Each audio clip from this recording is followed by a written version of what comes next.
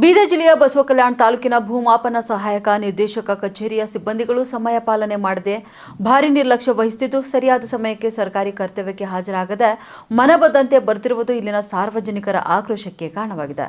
10 ಗಂಟೆ 30 ನಿಮಿಷವಾದರೂ ಕೂಡ ಭೂಮಾಪನ ಸಹಾಯಕ ನಿರ್ದೇಶಕರ ಕಚೇರಿಯಲ್ಲಿ ಕುರ್ಚಿಗಳು ಖಾಲಿಯಾಗಿ ಬೀಕೋ ಎನ್ನುತ್ತಿವೆ. ಅಲ್ಲದೆ ಈ ಇಲಾಖೆಯಲ್ಲಿ ಬೆಳಗ್ಗೆ 10 ಗಂಟೆಗೆ ಹಾಜರಾಗಬೇಕಾದಂತ ಸಿಬ್ಬಂದಿಗಳು 10 ಗಂಟೆ 30 ನಿಮಿಷವಾದರೂ ಕೂಡ ಬಾರದ ಕಾರಣ ಸಮಸ್ಯೆಗಳು ತೆಗೆದುಕೊಂಡು ಬಂದಂತ ಜನ ವಾಪಸ್ ಆಗುವ ಪರಿಸ್ಥಿತಿ ನಿರ್ಮಾಣವಾಗಿದೆ. ಅಲ್ಲದೆ ಈ ಇಲಾಖೆಯಲ್ಲಿ ಒಬ್ಬರು ಸರ್ಕಾರಿ ಭೂಮಾಪಕರು ಇರುವ ಕಾರಣ ಹಲವು ರೈತರ ಜಮೀನುಗಳ ಕೆಲಸಗಳು ಆಗದೆ ನೆನೆಗುದಿಗೆ ಬೀಳ್ತಿವೆ ಎನ್ನುವ ಆರೋಪಗಳು ಕೂಡ ಗಟ್ಟಿಯಾಗಿ ಕೇಳಿ ಬರ್ತಿವೆ. ಇನ್ನು ಮುಂದಿನ ದಿನಗಳಲ್ಲಾದರೂ ಭೂಮಾಪನ ಸಹಾಯಕ ನಿರ್ದೇಶಕರು ತಮ್ಮ ಕಚೇರಿಯ ಸಿಬ್ಬಂದಿಗಳಿಗೆ ಸರಿಯಾದ ಸಮಯ ಪಾಲನೆ ಮಾಡುವಂತೆ ಸೂಚಿಸುತ್ತಾರಾ ಎಂದು ಕಾದು ನೋಡಬೇಕಾಗಿದೆ.